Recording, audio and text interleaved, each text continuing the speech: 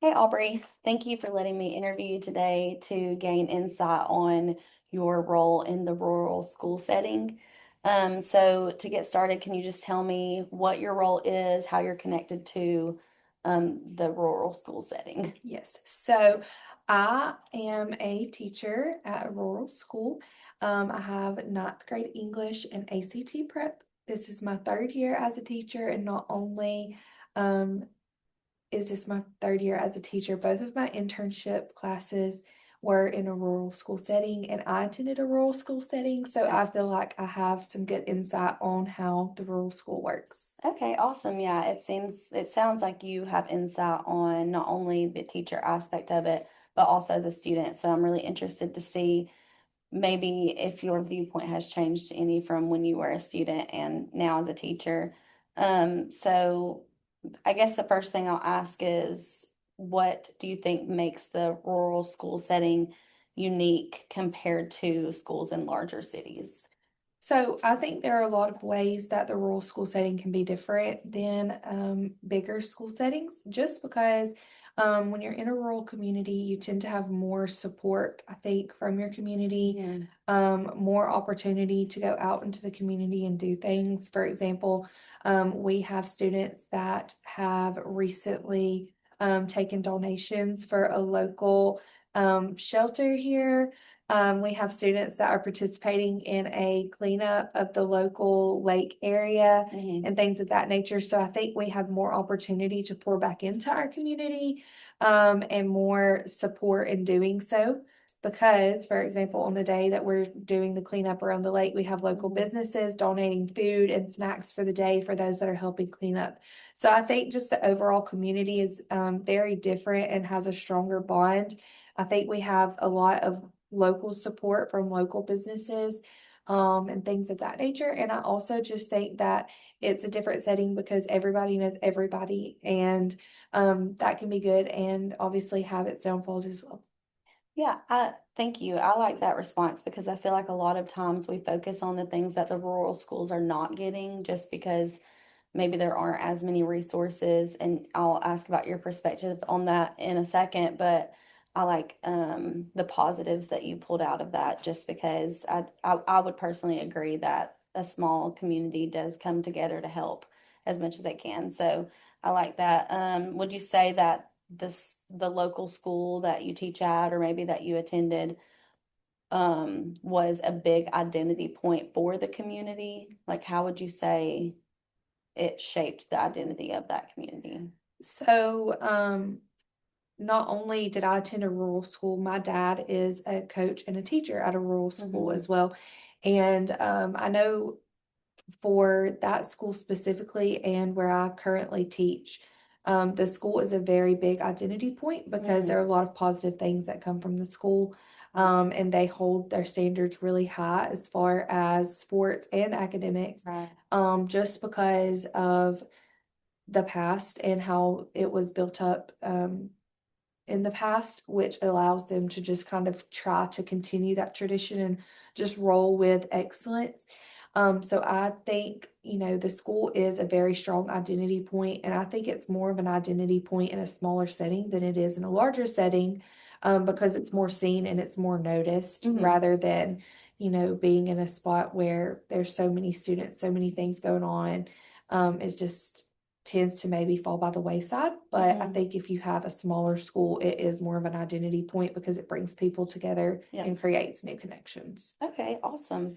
You actually answered so many of my questions that I was about to ask about how it strengthens the community beyond academics and things like that. So, um, the next thing I want to ask is what kind of opportunities do students in rural schools have that people might not expect?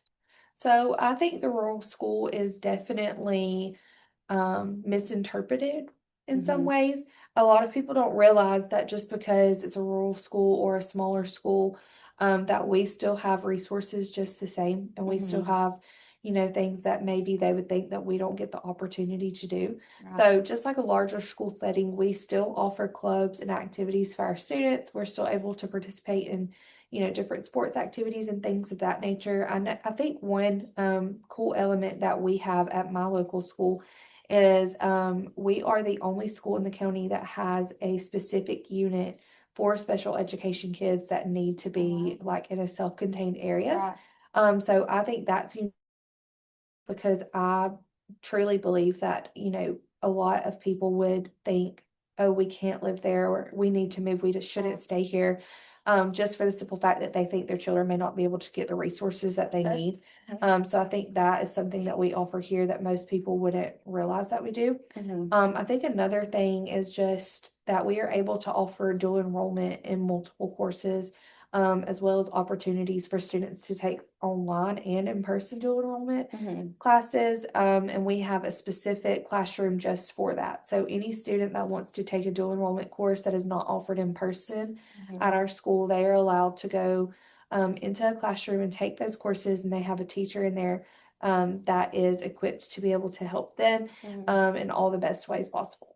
Yeah, that is awesome to hear. I do think that a lot of people have the idea that the rural schools lack those all of those opportunities that you just listed because a lot of times we think of that small town setting and we wouldn't be able to accommodate the different levels of learning.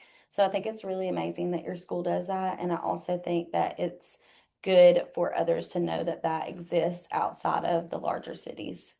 Um, in your opinion, how do funding differences affect rural schools compared to larger districts? So I do think that there is or there are some barriers with support in those areas. Just because being a smaller school, you tend to run into a lot of times just less state funding, less noticeability, Mhm. and things of that nature. And I do know, our rural school has to do fundraisers and things of that nature to raise money to keep the school going, whether that be to support purchasing toilet paper or being able to keep Mhm. the lights on, whatever that looks Right. like. Our school does have to do things like that to raise money. And can you repeat the last part of that question? Yes. I'm sorry, I have to find it.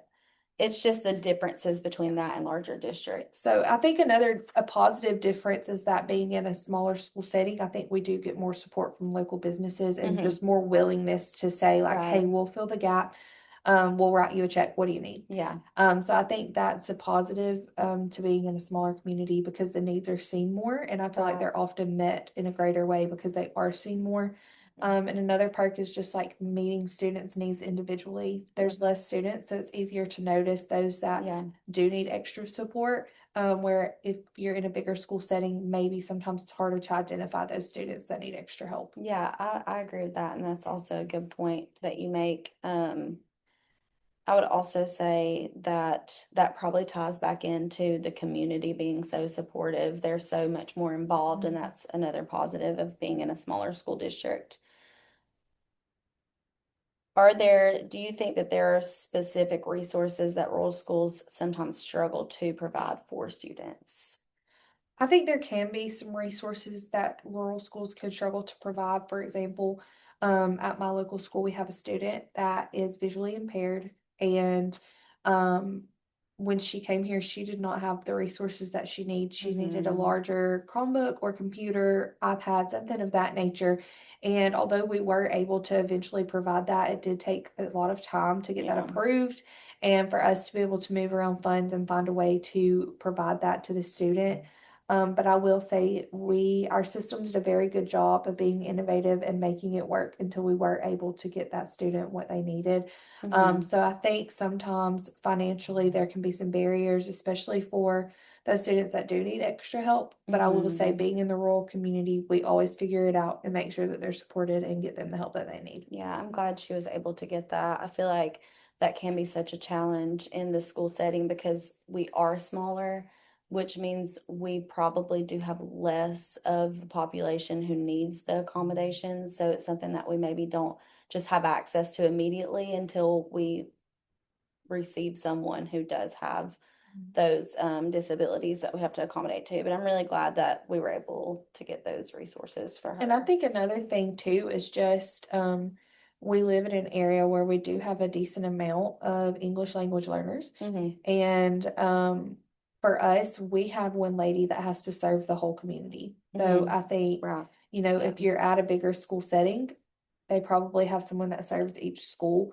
And so that I feel like could be a resource barrier that we do have as a rural school is just needing those extra resources for those students, but only Right. having one person to serve them all. Yeah. So a lot of times the classroom teacher is the one that has to fill in the gap and just Hmm. kind of help that student and help them navigate what they need to do. Yeah, that's definitely a big challenge, and it actually segues into my next question. I was going to ask about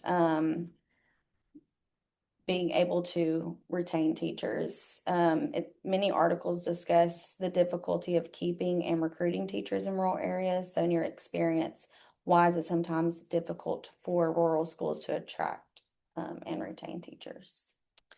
I don't necessarily think that the attraction is the issue. I think it's the retention of the teachers and just keeping them there. Right. Just because I think it's easier to just honestly get in a cycle of being burnout Hmm. because in a rural setting, there are less teachers, there's less help, and things still have to be done. Right. So, regardless of, um, the fact of having a smaller school and having a community to support you, there Hmm. are still things that the community can't fill in the gap for. And Right. a lot of times that falls on teachers, whether that Hmm. be, um, helping with dances or supporting prom or, taking up tickets for games or cleaning up after games, whatever that looks like. Even, filling in spots where coaches are having to coach multiple sports to make it work. Right. So I think that is one area that it would be, it's harder to retain teachers because the expectation of having to fill extra roles is always going to be there. Right. And if you work in a bigger school setting, those roles can kind of be split differently. And, there's opportunity for you to become a veteran teacher that doesn't necessarily have to do as much versus at a rural school. Once you're Hmm. bought in, you're kind of stuck because there's always going to be something to do. There's always going to be someone that has to fill the gap. Right. Yeah, that makes a lot of sense. There's a bigger weight that the smaller community teachers have to carry on their shoulders to fulfill all of those things. So that makes a lot of sense. What qualities or characteristics make someone successful as a teacher in a rural school, and what helps keep teachers committed to working in rural communities? That's the flip side of that. So I think just being a good teacher in a rural school and those qualities, relationship over everything. Hmm. You have to make relationships with these students because being in a rural community, a lot of these students have parents that work daylight to dark. Hmm. Yeah. They have parents that maybe have to work night shift because that's the only jobs that they can find. Parents that have to commute to work, even over to different states, because my school is on like the state line where we live. So Hmm. there's time differences there that parents are having to jump through barriers to work through. So I truly believe that the number one quality is relationship, just building a strong relationship with them, not only in the classroom, but on a personal level with boundaries, of course, but Right. just being supportive for them, as well as just being able to connect with them on a personal level, just letting them know that you're human. Hmm. Another quality that I think is just really important is just being accepting of the culture, Hmm. um, and not necessarily adapting to the bad things of the culture, but also changing the culture and creating good positive habits for these Hmm. students, some of Right. which, like I just talked about, maybe don't have parents that can be with them all the time, and things of that nature. And the second part of that question was What what keeps teachers keeps committed? them committed. And I Mhm. think, again, going back to relationships, creating relationships with the students, I think does keep them committed because once you build relationships with them, Yeah. I think it would be very hard to decide, like, hey, I'm out. Like, I don't like Right. this. I'm ready to go somewhere else. So, I think the backbone of a rural school overall is relationship between teachers and their coworkers, relationships with administration and Right. students. I think that's the best way for a rural school to work and operate. Hmm. Because if not, things are going to fall through the cracks.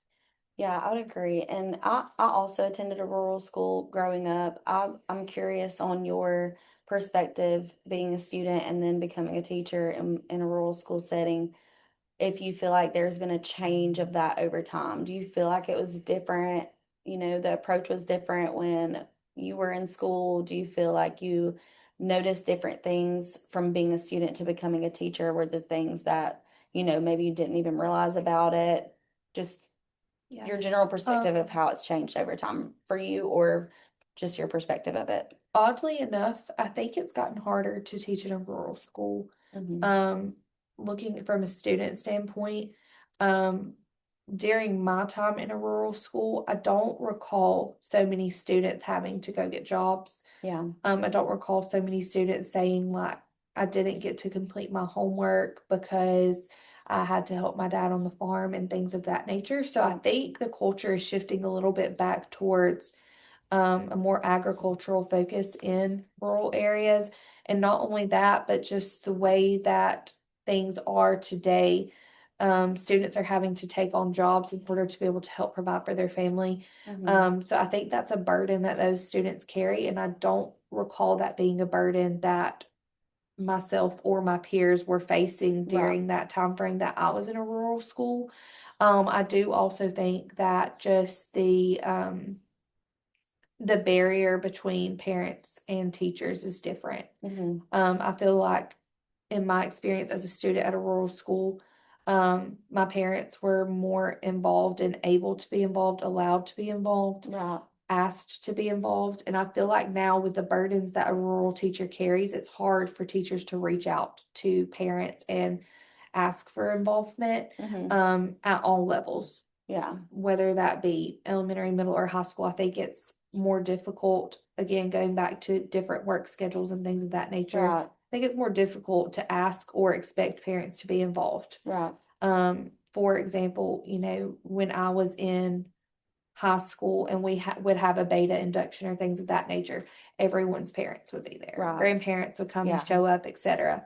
Now I'm currently the beta sponsor at our local school, and we had maybe 50 parents show when we inducted over 100 students. Right. So I think there's just different, although there's community support, I think there's a different lack of parental support just Yeah. because there's other burdens that the parents and the students are having to Hmm. carry. I do believe that that's something that's changed that we're dealing with now is the lack of parental involvement in all areas of the students' lives. I'm going to end on one last question, and that is, what solutions do you think would be we could have to make a positive change in the rural school setting?